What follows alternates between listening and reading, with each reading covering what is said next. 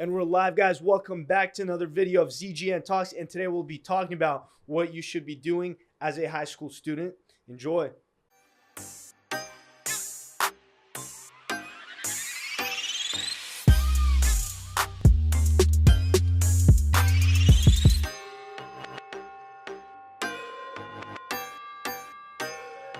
So I'd say in high school, there are two types of people. There's person A and there's person B. So when I think of person A, for example, someone that likes to constantly go out on the weekend, spends their time with the wrong crowd, doesn't really make the best use of their time thinking forward. And being honest, this is something that we did fall victim to. Yeah, I think everyone kind of falls victim to that. And I think, the difference between person A and person B is I think I'm catching your drift. I think what you're trying to say is person A, it's kind of the person that is really focused on the future, is more focused in the now, and person B is the type of person that more focused on the future and investing, whether that's, monetarily or intellectually into their future. Exactly. Yeah. And just speaking of me personally, it's, for example, making a decision today. Where do I want to be in 1 month versus where do I want to be 5 to 10 years from now? And person A is someone that's, in high school, they're building a friend group. They're trying new things out, whether it's smoking, drinking. Maybe they already did that. Just kind of thinking, where do I want to be in a few days to a week, and not really thinking about what am I going to do in college? What am I going to do after college? And that definitely, and not everyone is like this. Yeah.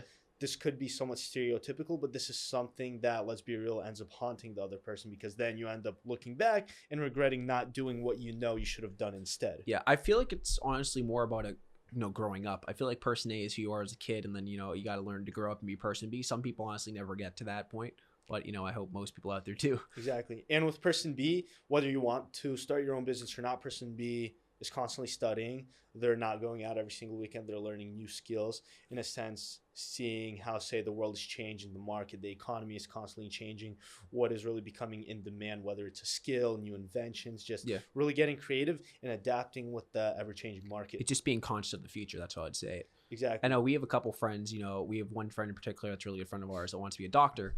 And, he's the type of guy that studies 24/7, does his schoolwork, gets great grades. And, while he might not be an entrepreneur, he's on the right path. He's focused on the future, and I consider him person B. Yeah. And just an example. So this person, since he was young, he knew he wanted to be a doctor. Now, a lot of us, when we're young, I wanted to be a soccer player when I was young, right? But this person was really set on being a doctor.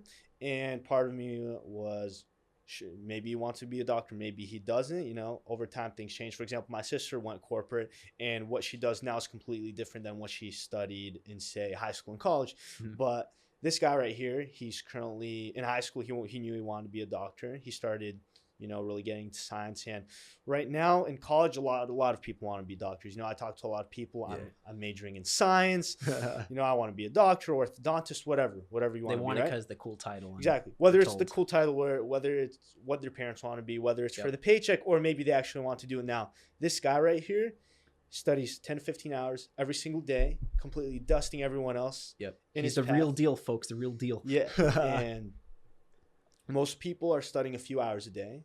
Not like, whatever, I'm reading the textbook, I'm be a doctor. No, people don't understand that if you want to get to that high level, per se a doctor, people's lives are depending on you, and you can't be going to the movies, hanging out with your friends, partying, when in the future you're going to be saving lives. No, you need to be studying, because me personally, knock on wood, but if I'm in a situation where a doctor, where I'm on the operating table, I want the best in the game. Yeah, I don't want no doctor. I don't want no guy that was going out, on his college weekends to go to the movie theaters with friends, or like getting drunk. I don't want that guy. That's my surgeon dude. Exactly. I want a guy, at least statistically. I want a guy that spent their youth reading the textbook, studying, watching movies, videos on whatever it is to save lives, than someone that was, just not doing that. Yeah, and the same concept goes for entrepreneurship. Like, you gotta, at some point, if you think you're gonna be an entrepreneur, at some point in your life, you have to get your stuff, because you have to start learning valuable skills that are gonna expand your horizons in your future. Hopefully going forward in business.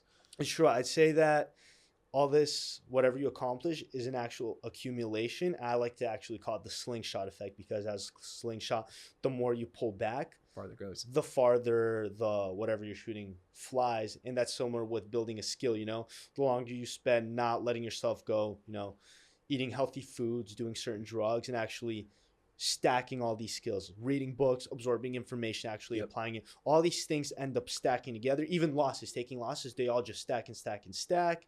And it kind of builds a hill that you get to the top to. Yeah. I mean, I feel like we can talk about, what it takes and what you need to be an entrepreneur, but I feel like we should talk about skills that are just beneficial for everybody. For high schoolers especially. for high schools, like there are certain skills you're going to need no matter what that you just have to learn down the line. And, just segueing into it, I'm going to, give you a little prompt, but I know you think comms is really important. And I agree with you fully on that. Communication skills are extremely, extremely important no matter where you're going, whether you're going to be a doctor, whether you're going to go to college, whether you're going to own a business. You have to have really good communication skills. And that's simple math. That's a skill of life. Every single day you're talking to people, and whether you're applying to a job or you're trying to network with people, you're constantly selling yourself. Mm-hmm. And many people just don't know how to properly approach a conversation. Now, there are many different, settings, whether it's a party, a certain school project, a meeting, a business meeting.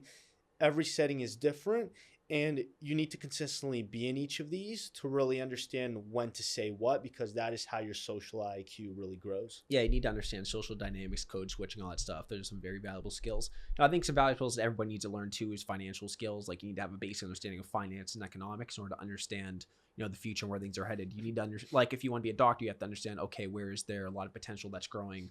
Where's sectors that are going down within the doctor niche. You have to really understand where things are headed economically. You have to be able to manage your personal finances. So I think the main two skills you need to finance and comps. I'm sure there are a lot of others if you want to mention those. Yeah.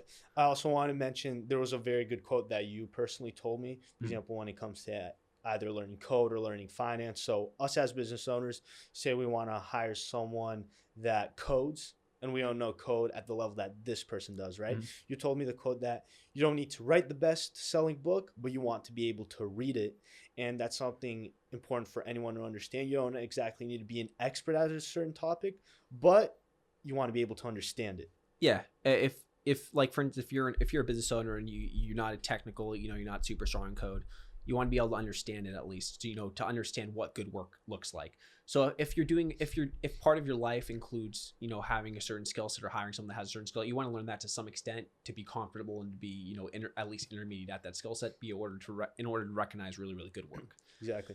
And obviously sales, that's kind of segueing from communication, but sales, a lot of sales-based jobs are commission-based. Yep. And I personally say if I was to work a job, I'd prefer to be commission-based rather than paid salary. Exactly. It's not dependent off your time. It's dependent fully off your skill. And your performance. Exactly. And, there are a lot of employees that you're working with, and in a sense, it is friendly competition.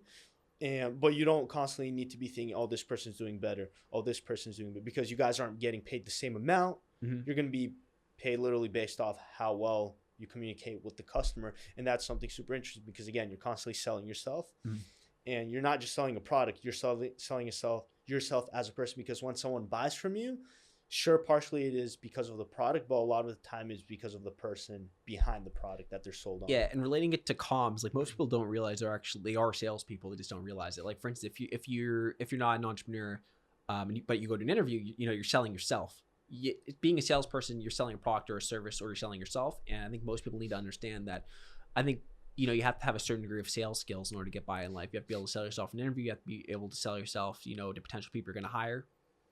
Agreed. And just remembering, say, my time in high school, I was taking science classes, I was taking English classes, and I'd say I also took math classes, a few APs, and probably the most useful class, I didn't enjoy taking English class writing essays, but today when it comes to copywriting skills, I'd say that's the class that helped me out the most, because in today's digital age, people are buying when they're online. People are going to social media, and say, for example, you're not selling through video form. Well, what you're saying in a video is a form of copyright, but even just writing a certain description for a product or a description for, say, a sales pitch, people are going to read that, and that could do a lot of damage when it comes to someone choosing to buy your stuff.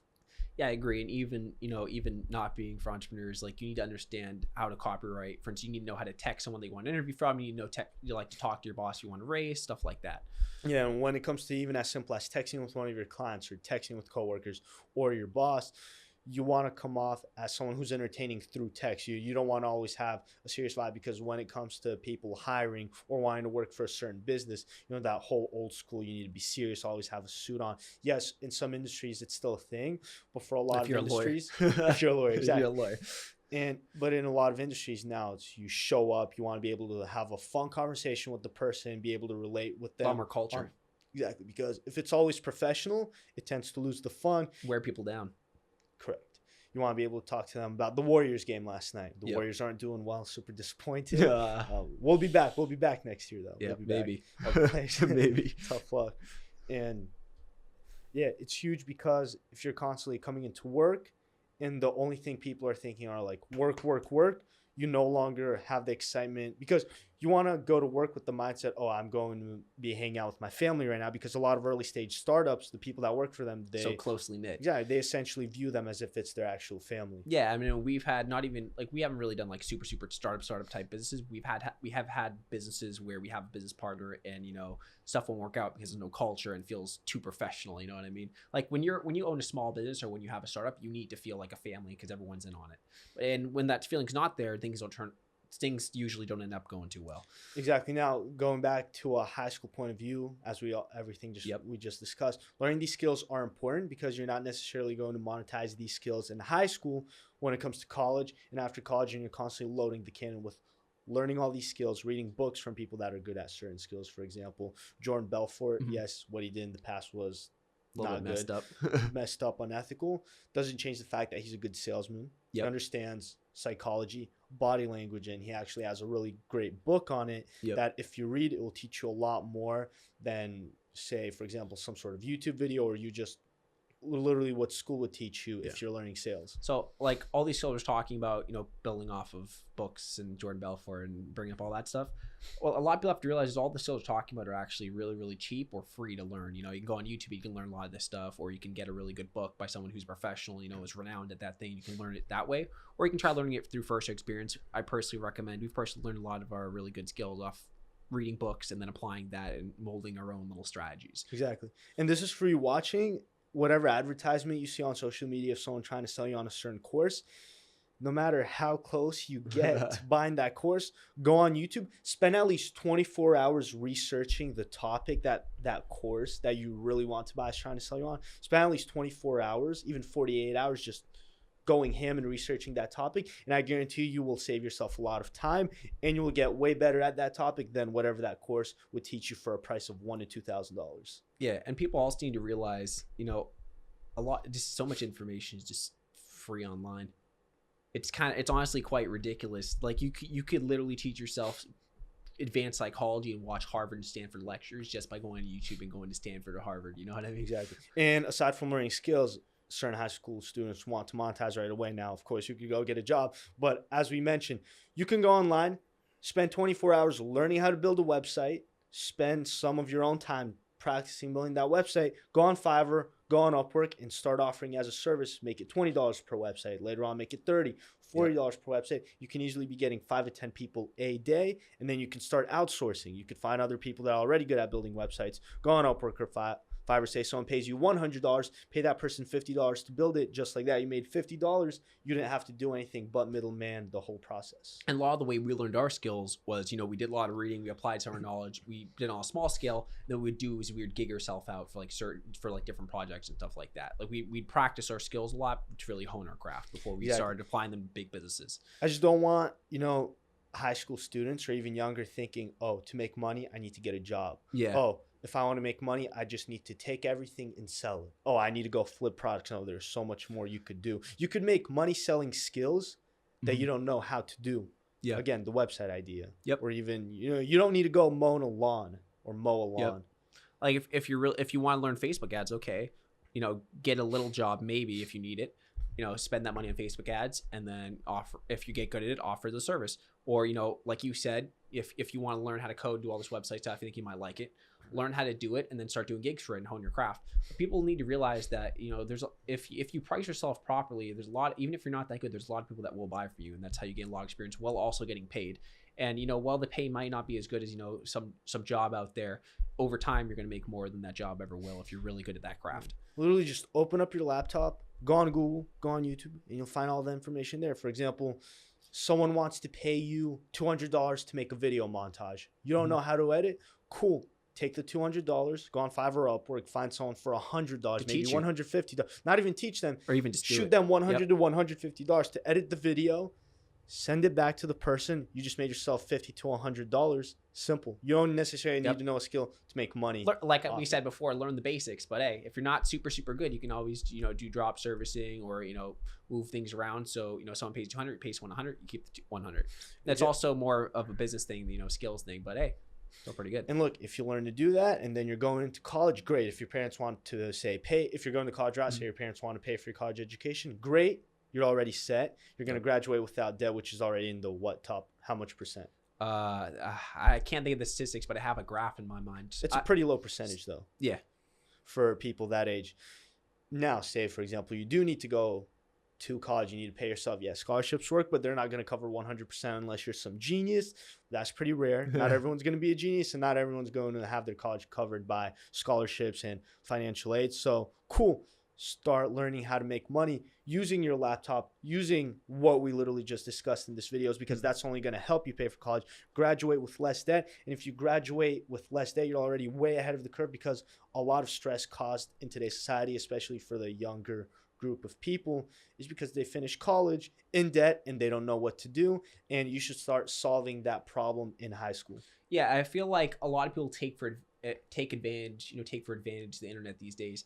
You have to remember, like, we grew up seeing the internet kind of evolve, and our parents obviously didn't really grow up during the internet.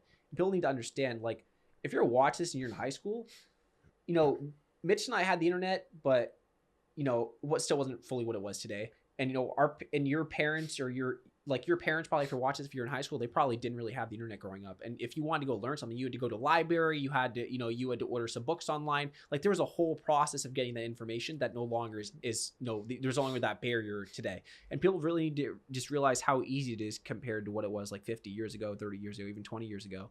And if you can't, it's just ridiculous. Like, if you can't do it today with the internet, and people were able to do it 30 years ago, like, you're a little bit lazy nowadays. Also, something very important that I learned in high school, and this comes into aspect with your parents. Don't tell your parents what you're doing or what you're working on, and don't ask them for permission. Just do it, because sure, for example, we have different family values because I come from a European family. I'm always the Soviet Union. But my family they like to be on my back constantly. Yep. Asking, what are you doing? What's this? And most of the time, like, what we're doing right now, they don't understand. I don't think they'll ever understand, because that's how they were brought up.